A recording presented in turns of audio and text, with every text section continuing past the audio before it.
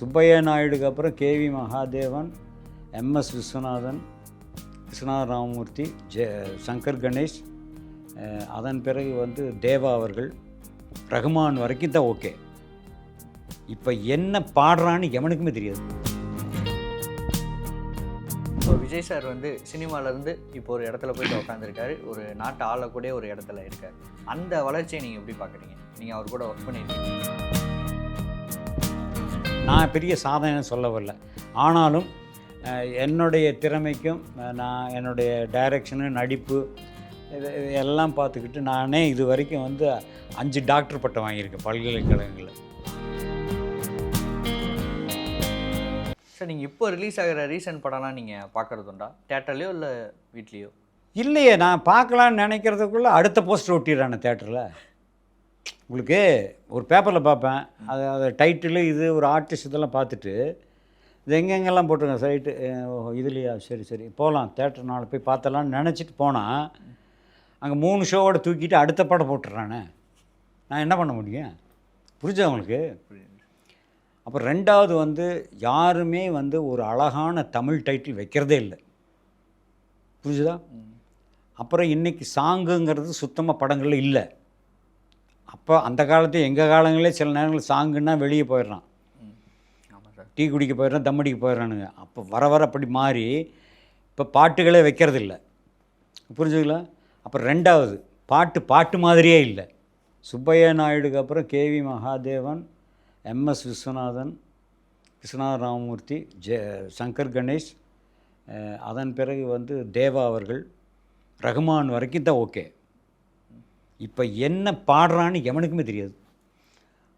லிரிக்ஸே புரிய மாட்டேங்குது. இட்லின்ற வார்த்தை, இட்லி தின்னா நல்லா இருக்கும், சட்னி தின்னா நல்லா, பாட்டுக இது என்ன பாட்டா? இதெல்லாம் நான் உண்மையில் ரொம்ப தமிழ் இலக்கண இலக்கியத்தை கெடுத்து குட்டிச்சேர்ன தமிழ் பாட்டுகள். இது உண்மை. கண்ணா பின்னா பாடுறானுங்க, ஒன்றுமே புரிய மாட்டேங்குது.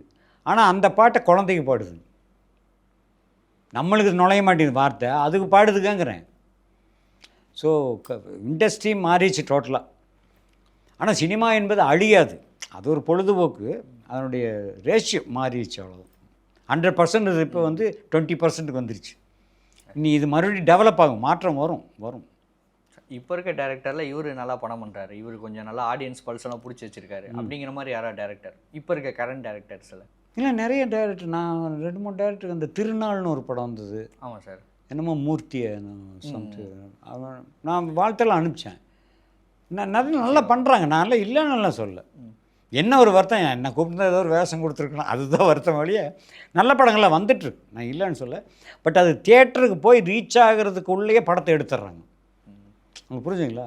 அப்புறம் 2வது வந்து தியேட்டர் பூராமே எல்லாம் காலி, எல்லாமே இப்போ காம்ப்ளெக்ஸ் தான், இல்லைங்களா? ஆமாம் சார். எல்லா தியேட்டரும் மண்டபம், கல்யாண மண்டபம் வச்சு பிஸ்னஸ் சென்டர் மாதிரி பண்ணிட்டாங்க. பட் தியேட்டருக்கு ஒரு ரசிகனை கொண்டு வரணும்னா நல்ல படமாக இருக்கணும், அவனுக்கே அது புதுசாக இருக்கணும், அப்படி இருந்தால் தான் வர்றாங்க. பட் எனிஹோ சினிமாவை நம்பி எத்தனையோ பேர் இருக்கோம், அவங்கள இன்னும் இந்த சினிமா ஏதோ ஒரு வகையில் காப்பாற்றிட்டு தான் இருக்குது. இப்போ விஜய் சார் வந்து சினிமாவிலேருந்து இப்போ ஒரு இடத்துல போயிட்டு உட்காந்துருக்காரு, ஒரு நாட்டை ஆளக்கூடிய ஒரு இடத்துல இருக்கார். அந்த வளர்ச்சியை நீங்கள் எப்படி பார்க்குறீங்க? நீங்கள் அவர் கூட ஒர்க் பண்ணியிருக்கீங்க. அதே வளர்ச்சி தான். முதல் படத்தில் பார்க்கும்போது யார் இந்த பையன் தான் கேட்டிருப்பாங்க. கண்டிப்பாக முதல் படத்தில் அப்படி தான் பார்த்துருப்பாங்க. இப்போ 2-3 படம் வரும்பொழுது அவர் பரவாயில்ல நல்லா பண்ணுறாரு, ரைட் ஸ்டேஜ் தானே. இப்போ தானே முதல் படியில் போய் உட்காந்துரு, அரசியலில் முதல் படி, இன்னும் எத்தனை படி ஏறி இறங்கணும், புரியுதா அவங்களுக்கு? ஸோ அதெல்லாம் இல்லை, அவருக்கு திறமை இருக்கும் பட்சத்தில், ஒரு தனித்துவம் இருந்தால், அரசியலுக்கு அப்பாற்பட்ட தனித்திறமைகள்லாம் இருக்கும் பொழுது, நம்ம எல்லாம் மக்களுக்கு இதெல்லாம் செய்யணும் பிடிக்கணும்னு நினைக்கும் பொழுது மற்றொரு ஒத்துழைப்போடு இருந்தால் நிச்சயமாக ஜெயிக்கலாம். அதெல்லாம் ஒன்றும் மாற்றுக்கிறது இல்லை, நம்பிக்கை தானே.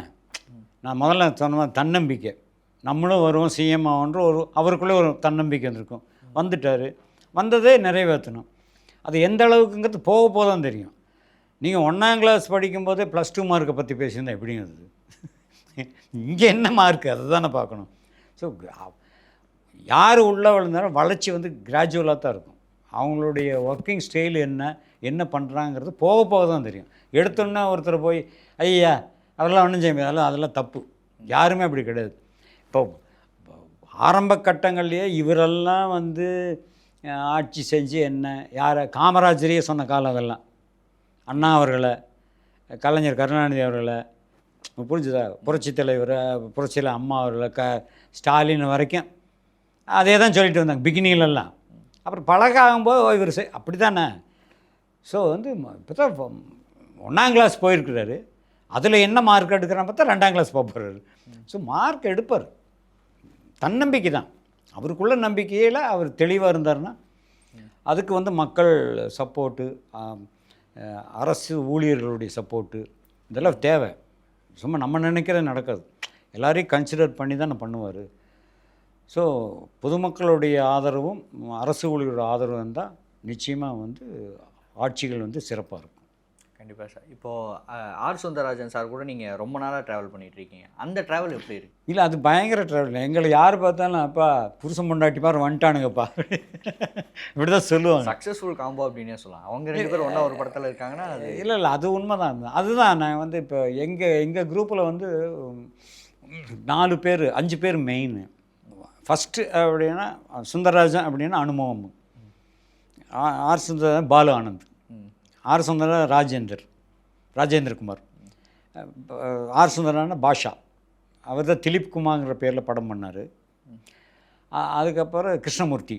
இந்த 5 பேர் ஒரு ஆர்டர் அது. ஸோ இந்த குரூப் எங்கே போனாலும் கலகலப்பு தான். இப்போ நாங்கள் அனுமோகன் group, R Sundararaj group, Balanand group கலகலப்பாக இருக்கும். நாங்கள் ஷூட்டிங் போகிற மாதிரி இருக்காதுங்க, சும்மா ஜாலியாக ஏதோ ஒரு டூர் போகிற மாதிரி போய் கேமரா வை எடு, என்னையா சீனு. எங்கள் டைரக்டரு என்னங்க ஸ்பாட்டுக்கு வந்துட்டு லைட்டெல்லாம் போட்டு யோசிக்கிறேங்கிறீங்க. அப்புறம் ஏதோ ஒரு பெரிய ஆர்டிஸ்ட் வந்தாங்க, வந்துட்டு ஏங்க இன்றைக்கி என்ன சீன் கேட்டிருக்காங்க, நாங்கள்லாம் இருக்கன்ட்ருக்கோம். நீங்கள் என்ன சம்பளம் வாங்குறீங்க மேடம்? டைரக்டர் சுந்தரராஜன், இவ்வளோ சம்பளம் வாங்கணும். இவ்வளோ சம்பளம் வாங்குறீங்கல்ல, ஷூட்டிங் தானே கிளம்புறீங்க, நீங்களும் ஒரு சீன் யோசிச்சுட்டு வரலாமில்ல. அந்த அம்மா அதோட பேசுகிறதே விட்டுருச்சு. அதுக்கப்புறம் இதில் காலையும் நீய மாலையும் நீயில் லட்சுமி மேடம் நடிக்கிறாங்க. லட்சுமி மேடம் நடிக்கிறாங்க. நான் வந்து அப்போ ஸ்மோக்கில் பண்ணுவேன். அப்போ டைரக்டரு நான் அப்போ மேலே பாலச்சந்தர் வெறியன். நான்லாம் பாலச்சந்தர் நம்பர் 1 வெறியன் நான். அவர் மாதிரி ஒயிட் ஹேட்டு தான் போட்டு தான் கோ டைரக்டராக நின்றுருப்பேன். அவர் அசிஸ்டண்ட் மாதிரி நின்றுருப்பார் சுந்தரராஜ் சார். அவரை சொல்ல அப்படியே நோட் பண்ணுவேன். இந்த கையில் சிகரெட்டு டிஸ்கஸ் பண்ணி. இதே லட்சுமி முதல்ல அவங்க எங்கள் குரூப்பில் நடிக்கிறாங்க. அவங்க உட்காந்து பார்த்துட்டே இருக்கு. கூப்பிட்டு, ஏங்க இந்த படத்தில் அவர் டைரக்டராக இவர் டைரக்டர்னா? இல்லைங்க அவர் கோ டைரக்டர். என்ன அவர் டைரக்டருமா ஸ்மோக் பண்ணிட்டு அப்படி தான் இருக்கும், பேர் என்ன? அவர் மோகன் அப்படின்னு விட்டாங்க. உட்காந்து நேரம் வந்தாங்க, சுந்தரராஜன் வந்தாங்க. என்னங்க அசிஸ்டண்ட்டுன்னு நினைக்கிறீங்க, உங்கள் முன்னாடி கால் மேலே கால் போட்டு ஸ்மோக் பண்ணணும். ஏம்மா அவங்க கால் மேலே தான் நம்ம போட்டான், உன் மேலே ஒரு கால் போட்டேன், நான் சும்மா இருறேன் கொஞ்சம். இப்படியே கோயம்புத்தூர் குசும்பு அந்த ஒரே வசனத்தை ஆஃப் பண்ணிடுறது, அதுக்கப்புறம் கேட்க மாட்டாங்க. ஸோ அந்த மாதிரி. ஆனால் அதுக்கப்புறம் பழக்கம். அப்புறம் லட்சுமி மேடம் நல்லா பழக்கம். அப்போ தான் சொன்னாங்க, அவங்க எல்லாம் சொல்லுவாங்க, இந்த வடிவுக்கரசி மேடம் அவங்களாம் சொல்லுவாங்க, சார் உங்கள் குரூப்பே வேறு சார், அவர் ஃப்ரெண்ட்லி மாதிரியே மூவ் பண்ணுறீங்க எல்லாம், இவன் பெரியவன் இவன் சின்னவன் அப்படி இல்லாமல் ஒரே மாதிரி பழகுறீங்களே அப்படின்னு. எங்கள் குரூப்பில் வந்து நடித்த எல்லா ஆர்டிஸ்டும் இதுதான் சொல்லுவாங்க. அப்போங்க என்ன அவன் ஜாலியாக இருப்பான். ஸோ அது பெரிய பேர் தான் எங்களுக்கெல்லாம். இப்போது ஒரு லெஜெண்டரி டைரக்டர் பாரதிராஜா சார் வந்து நம்ம கூட இல்லை, அவரோட ஒர்க் பண்ண எக்ஸ்பீரியன்ஸ், அவரை பற்றின ஏதாவது? இல்லை, நான் ஒர்க் பண்ணல. நான் முதல்ல வந்து அவரோட ஒர்க் பண்ணுறதுக்கு எல்லாமே எனக்கு சான்சஸ் வந்து போக முடியாமல் போயிடுச்சு. மிஸ் ஆகிடுச்சு. மற்றபடி பாரதிராஜா படம்னா எல்லாம் குறைந்தபட்சம் ஒவ்வொரு படம் குறைந்தபட்சம் 100 தரம் பார்த்துருப்பேன், குறைந்தபட்சம். புரிஞ்சுதா? ஸோ அதனால தான் சொன்னேன், கிமு கிபி, பாரதி ராஜாவுக்கு முன் பாரதி ராஜாவுக்கு பின், இல்லைங்களா? ஸோ அந்த பாரதி ராஜாவுக்கு பின் வந்தவர்கள் தான் நாம் எல்லாருமே. அதாவது 76லேருந்து இன்றைக்கி வரைக்கும் கிட்டத்தட்ட 50 ஆண்டுகளாக வந்த இயக்குனர் பூராமே அவருடைய ஃபாலோவர்ஸ் தான் அதிகம். ஸோ அதனால் கிரேட் மேன். அதெல்லாம் அதாவது அந்த வேலை வாங்கும் தன்மை. ஒரு சிவாஜி அவர்களே முதல் மரியாதைங்கிற படத்தில் உங்கள் கேரக்டர் இப்படி தான் இருக்கும்னு நடித்து காமிச்சவர். சிவாஜி கணேசன் எவ்வளோ பெரிய ஜீனியஸு. ஒரு கேரக்டர் சொன்னால் அவரே பர்ஃபார்ம் பண்ணுவார், இப்படி தான் பண்ணு. அவருக்கே இது அண்ணா இவ்வளோ வேண்டாண்ணே, இதான லிமிட்டு சொல்லி கொடுத்து நடிக்க வச்சவருங்க. சாதாரண இல்லை. அதாவது தமிழ் திரையுலகில் வந்து நிறைய இயக்குனர், பாலச்சந்தர் சார், மகேந்திரன், அந்த மாதிரி பெரிய பெரிய இயக்குனர் வரிசையில் பாரதி ராஜா வந்து நம்பர் 1 தான். பெரிய இழப்பு அது. சார் நீங்கள் வந்து இப்போ முன்னே சொன்னீங்க ரொம்ப உங்கள் டீமே வந்து ரொம்ப ஃபன்னாக தான் இருக்கும்னு. பட் சினிமாவுக்கார எல்லாத்துக்குமே வந்து அந்த ஒரு ஜாலி சந்தோஷம் அது மட்டுமே இருக்காது, கொஞ்சம் கவலைகளும் இருக்கும். அதாவது ஏற்றத்தாழ்வு அப்படிங்கிற மாதிரியான விஷயம்லாம் இருக்கும். நீங்கள் வந்து கஷ்டப்பட்ட காலமும் சினிமாவில் இருக்கும் இல்லையா? அந்த மாதிரியான நாட்கள் ஞாபகம் இருக்கா? இல்லை, கஷ்டப்பட்ட காலங்கிறது அப்படியெல்லாம் கஷ்டப்படல. அதாவது சாப்பாடு இல்லாமல் அந்த மாதிரி கஷ்டமெல்லாம் இல்லாமல் இல்லை. பட் நான் வந்து அசிஸ்டண்ட்டாக முதல்ல சினிமாவுக்குள்ளே வரும்பொழுது பாண்டி பஜாரில் தான் மீட்டிங். தேனாம்பேட்டை சிக்னல் இருக்குது பார்த்தீங்களா, அங்கே 92 சீன்னு ஒரு பில்டிங் இருக்குது. அதில் தங்கி வந்தவங்க தான் இன்றைக்கி இருக்கிற எல்லாருமே. கவுண்டமணி, செந்தில், இளையராஜா, பாஸ்கர், எல்லாமே அங்கேருந்து வந்தவங்க தான். அங்கே ஒரு நாளாவது தங்கி வந்தவங்க தான் எத்தனை பேரும். அங்கே எப்படின்னா சினிமாவுக்கு அங்கே நாடக நடிகள் அப்போ அதிகம். இந்த குள்ளமணி, வெள்ளை சுப்பையா, கருப்பு சுப்பையாங்கிற ஆர்டிஸ்டில் இருந்தாங்களா எல்லாம் அங்கே தான். அப்போ அவங்களுக்குள்ள ஒரு பரிமாற்றம், ஹெல்ப் பண்ணிக்குவாங்க. அப்போ நான் சொன்ன ஒரு டெய்லர் கடை அங்கே வந்து அதாவது கிடைக்கும். அங்கே வந்தாங்கன்னா ராவுதர் ஃபிலிம்ஸு ஆப்போசிட் ரோட்டில் விஜயகாந்த் ஆஃபீஸு, ராவுதர் ஃபிலிம்ஸு. அப்போ என்ன பண்ணுவாங்கன்னா, நீங்கள் சாப்பாடு இல்லைன்னா ஒரு சினிமாவுக்கு ராவுதர் ஃபிலிம்ஸ் போனீங்கன்னா சோறு கிடைக்கும். அப்படிலாம் கொடுப்பார் அவர் ராவுதர். அந்த மாதிரி ஹெல்ப்பிங் பண்ணுறது விஜய் சாருக்கும் விஜயகாந்துக்கும் அவருக்கும். அங்கே 92 சீல் எப்படின்னா, கவுண்டரை வந்து இன்றைக்கெல்லாம் என்ன பண்ணார் இவ்வளோ அதெல்லாம் சும்மால பொய் சொல்கிறது. ஒரு நாடகத்துக்கு போய் 10-20 ரூபா சம்பாதிச்சிட்டு வர்றான்னு வைங்களேன் கவுண்டமணி, கூட இருக்க சகாலுக்கு 10 ரூபா ஹெல்ப் பண்ணுவார். தான் கஷ்டப்படும் காலங்களையும் கஷ்டப்படுற ஹெல்ப் பண்ண, அதுதான் உண்மையான நட்பு, உண்மையான ஒரு இதுயா பாசம் பரிவு இல்லைங்களா. ஸோ கவுண்டரில் அப்போவே வந்து கொடுப்பாரு. செந்திலெல்லாம் அவர்கிட்ட வாங்கி வாங்கி சாப்பிட்டு அப்படியே பழக்கானவங்க தானே அவங்கெல்லாம். அது எதுக்கு சொல்கிறேன்னா, பெரிய சிரமம் இல்லை, பட்டு சாப்பாடு இல்லாத நேரங்களும் உண்டு. நான் வந்து 25 ரூபா வாங்கிட்டு ரயில் ஏறினேன் முதல்ல எங்கள் அம்மா கிட்டேருந்து. 17 ரூபா டிக்கெட்டு, 17 ரூபா. இங்கே வந்து 17 ரூபா 50 பைசா. இங்கே வந்து வெறும் 7 ரூபா 50 பைசா வச்சுட்டு 2 வாரம் இங்கே தங்கியிருக்கேன். அப்போ 92 சி தான். ஒரு நேரம் தான் சாப்பிடுவோம். சரி, எதுக்கு சொல்கிறேன்னா, கஷ்டப்படாமல் ரஜினி சார் ஒரு படத்தில் டைலாக் சொல்லுவார், கஷ்டப்படாமல் எதுவுமே வராது, கஷ்டப்பட்டு சம்பாதிக்கிறது எப்போதுமே நிலைக்கும். இதை ஒன்று சொல்லுவார் டைலாக். அது மாதிரி தான் அதெல்லாம் ஒரு பிரச்சனை. போராடித்தாங்க வாழ்க்கையை. நீங்கள் என்ன சினிமா மட்டுமே, எல்லாத்துலேயும் போராட்டம் தான் இல்லையா? இப்போ நீங்களே இந்த ஜாபில் இருக்கீங்க, போராடித்தான் இருக்கணும். ஐயோ இன்றைக்கி அனுபவம் வராதுன்னு என்ன கேள்வி கேட்கலாம், வேறு யோசிக்கிறீங்களா இல்லையா, போராடுறீங்களா? அப்படி தான். ஓகே சார், இப்போது கடைசி கேள்வி. இப்போ இத்தனை வருஷம் சினிமா பயணம் திரும்பி பார்க்குறப்போ எனக்கு ஒரு விஷயம் தோணும் அப்படின்னா உங்களுக்கு என்ன தோணும் உங்களோட சினிமா ஜெர்னியை பொறுத்து? இல்லை, சினிமா என்பது எனக்கு மைண்டில் படுறது என்னென்னா, ஒரு முகத்தை பார்க்கும் பொழுது அதில் ஒரு ஒரு கவர்ச்சி இருக்கணும், கவர் பண்ணணும் இல்லையா? ஒரு முகத்தை பார்க்க மீண்டும் மீண்டும் பார்க்கலான்னு. அப்படி ஒரு காலகட்டம் இருந்தது. ஒரு ஹீரோ அப்படின்னு சொன்னோன்னா நல்லா முழுசாக சேவ் பண்ணி பர்சனாலிட்டி அழகாக, ஒரு எம்ஜிஆர், சிவாஜி, அப்பத்தை தியாகராஜ பகர் காலத்துலேருந்தே பாருங்களேன், ஹீரோ என்பவர் அழகாக இருப்பார் பார்க்க, க்ளீன் ஷேவ். அப்படியே ஆப்போசிட் வில்லன்னு பார்த்தீங்கன்னா தாடி விட்டுட்டு பரட்ட தலையோடு இருப்பான் வில்ல. இப்படி தான் இருந்தது சினிமா. ஆமாம் ஆமாம் சார். ஆனால் இப்போ சினிமா எப்படின்னா, ஹீரோ தாடி விட்டே ஆகணும். சினிமாவிலையும் சரி சீரியல்லையும் சரி. ஆமாம், ஹீரோ தாடி விட்டுருக்கான், வில்ல முழுன்னு அழகாக இருக்கான். அது மைனஸ் தானே. ஸோ எப்படி மாறுது பாருங்கள். அப்போ சினிமா என்பது வந்து சார், நீங்கள் பார்க்கும் பொழுது உங்கள் மனசில் ஒரு மகிழ்ச்சி வரணும். ஒருத்தர் ரொம்ப நேரம் பார்க்குறீங்கள, அவர் பேசுகிறது பிடிக்கிறது முகத்தை தானே பார்க்குறீங்க. அந்த முகம் வந்து உங்களை கவர் பண்ணணும். கவர் பண்ணுற முகங்கள் இப்போ ஹீரோக்கள் யாருமே இல்லை. இப்போ வந்துட்டுருக்கிறவங்களை சொல்கிறேன். ஏன்னா எல்லாம் தாடி விட்டு பரதேசி மாதிரியே இருக்காங்க. நான் ஓப்பனாக சொல்கிறேன், ரொம்ப கஷ்டமாக இருக்குது. அது எதுக்கு அந்த தாடி விட்டுட்டு திரியிறாங்கன்னு தெரியல. அப்புறம் ஒரே மாதிரி ஆக்ஷனில் இறங்குனாங்கன்னா ஆக்ஷன் கதையாகவே எடுக்கிறது. உங்களுக்கு புரிஞ்சுதா? ஒரு படம் எடுத்துட்டிங்கன்னா அப்போல்லாம் வந்து ஒரு படம்னா ஒரு கதை, ஒரு ஃபேமிலி ட்ராமா உள்ளே இருக்கும், அதுக்குள்ளே வந்து காமெடி இருக்கும், அதுக்குள்ளே சண்டை இருக்கும், ஃபைட் இருக்கும், ஆக்ஷன் எல்லாமே வரும். இப்போ அப்படி இல்லை, எடுத்த ஒரே ஆக்ஷன் தான். ஸோ அதனால் இப்போ சினிமாவை பார்க்கும் பொழுது அது சினிமா மாதிரி தெரியல.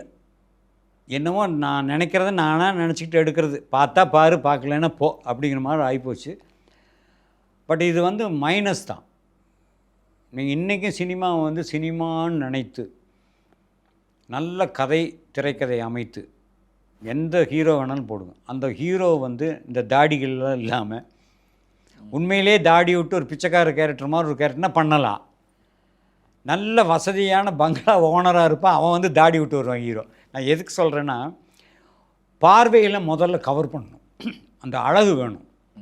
அது ஹீரோயினே ஆகட்டும் ஹீரோ ஆகட்டும், அந்த அழகை வந்து கெடுத்துட்டாங்க. இது உண்மை. நீங்கள் மற்ற கேரக்டர் எப்படி வேணாலும் இருக்கலாம், த்ரூ அவுட் கேரக்டர் பண்ணுற ஹீரோ ஹீரோயின் கேரக்டர்லாம் ரொம்ப ஸ்ட்ராங்காக அழகாக இருக்கணும். இதுதான் உண்மை. நீங்கள் அழுது நடிங்க, சிரித்து நடிங்க, என்ன 9 நவ இதையும் கொண்டு வாங்க, ரியாக்ஷனும் கொண்டு வாங்க, ஆனால் ஃபேஸ் வந்து அந்த அழகில் தான் இருக்கணும். அது இல்லை போச்சு. அது எனக்கு தெரிஞ்சு இது மேபி தளபதி இந்த குரூப்போடு முடிஞ்சு போச்சு. இப்போ வர்றது பூராமே தாடி தான். ஸோ வந்து இதையெல்லாம் வந்து சரி பண்ணணும். அதே மாதிரி சினிமா வந்து தியேட்டர்களில் டிக்கெட்டு ரேட்டுகளை படத்துக்கு ஏற்ற மாதிரி ரேட்டுகளை குறைப்பது. பெரிய படம்னா கொஞ்சம் கூடுதலாக வாங்கலாம், சின்ன படங்களுக்கு ஏற்ற மாதிரி வாங்குறது. ஆனால் எந்த படமாக இருந்தாலும் இந்த பாப்கார்ன் விலை, டீ காப்பி விலையெல்லாம் குறைக்கிறது, இதெல்லாம் பண்ணணும் ஆட்டோமேட்டிக் தேட்டருக்கு வருவாங்க. சரி, இப்போது நீங்கள் வந்து டிவியில், உங்கள் வீட்டு டிவியில் உட்காந்து ஒரு பால் எத்தனை தடவை போடுறோம், எப்படி போட்டான், எப்படி அவுட் ஆனால், எப்படி சிக்ஸர் பார்க்குறீங்களா இல்லையா? கிரிக்கெட்டு கண்டிப்பாக வீட்டிலே பார்க்கலாம்ல, செல்ஃபோன்லேயே பார்க்கலாம்ல. அப்புறம் எதுக்கு 1,00,000 பேர் அங்கே உட்காந்துட்ருக்கான் கிரவுண்டில்? அந்த என்ஜாய்மெண்ட்டே வேறு எக்ஸ்பீரியன்ஸ். உங்களுக்கு புரிஞ்சுதா? ஒரு பொழுதுபோக்கில் லட்சக்கணக்கான பேர் உட்காந்து ஆரவாரம் பண்ணுற அந்த சந்தோஷம் வேறு. அதே மாதிரி ஒரு 1000 பேர் தியேட்டரில் உட்காந்து ஒரு படத்தை பார்த்து ரசிக்கிற அது வேறு. அதுதான் பொழுதுபோக்கு அம்சமே. நீ மட்டுமே பார்த்துக்கிட்டு அவுட்டா நீ மென்டல் மாதிரி ஆயிடுவேன். உங்களுக்கு புரிஞ்சுதா? ஸோ ஒரு பொழுதுபோக்கு என்பது 100-200 பேர் சேர்ந்து அனுபவிக்குது. அது ஒரு திருமண விழா, இல்லை ஒரு கோயில் விழா, எல்லாம் ஒன்று சேர்ந்து பண்ணுறோம் பார்த்தீங்களா, ஒரு சந்தோஷம். அதுதான் சினிமா. அதை கெடுத்துடக்கூடாதுன்னு தயவு செஞ்சு வேண்டி கேட்டுக்கிறேன். கண்டிப்பாக சார். இப்போது பொதுவான சினிமாவை பற்றின உங்கள் பார்வையை சொல்லிட்டீங்க. நீங்கள் நடித்த இல்லை உங்களோட ஜேர்னி இருக்குது இல்லையா, அதை பற்றி யோசிக்கும் போது உங்களுக்கு என்ன தோணுது? நம்ம இவ்வளோ விஷயம் பண்ணியிருக்கோம், கோயம்புத்தூர்லேருந்து கிளம்பி வந்தோம், இங்கே வந்திருக்கோம், இவ்வளோ விஷயம் பண்ணிட்டோம், இப்போ ரிலாக்ஸாக இருக்கும். அதை திரும்பி பார்க்கும்போது அனுமோகன் இல்லை, நான் வந்து ஒன்றே நினைப்பேன். நான் வந்து என்ன பண்ணினேன், எப்படி பண்ணேங்கிறதெல்லாம் என்னை விட யாரோ என்னென்னமோ பண்ணியிருக்காங்க, நம்மெல்லாம் அப்படி தான் நினைப்பேன் ஒழிய நான் பெரிய சாதனை சொல்ல வரல. ஆனாலும் என்னுடைய திறமைக்கும் நான் என்னுடைய டைரக்ஷனு, நடிப்பு இது எல்லாம் பார்த்துக்கிட்டு நானே இது வரைக்கும் வந்து 5 டாக்டர் பட்டம் வாங்கியிருக்கேன் பல்கலைக்கழகங்களில். என்னையும் கூப்பிட்டு சிறப்பு வந்து கௌரவ டாக்டர் பட்டம் 5 பல்கலைக்கழகம் எனக்கு கொடுத்துருக்கு. ஆனால் இன்றைக்கி நான் டாக்டர் அனுமன் போட மாட்டேன், என்றைக்கும் இயக்குனர் அனுமன் மட்டும்தான். சின்ன சின்ன சாதனை பண்ணியிருக்கும் போட்டுருக்கு, அதனால் நம்மளை கூப்பிட்டு கௌரவிக்க அதோடு விட்டுறணும், அவ்வளோதான் ஒழிய. பட் ஒன்று, சினிமா என்னை வரவேற்றது, அது எனக்கு வாழ்க்கையை சிறப்பாக செய்து கொடுத்தது. அந்த சினிமாவில் நானும் இருந்தேன் என்பதற்கு அத்தாட்சியாக நிறைய ரசிகர்கள் மத்தியில் நான் போய் சேர்ந்துட்டேன்.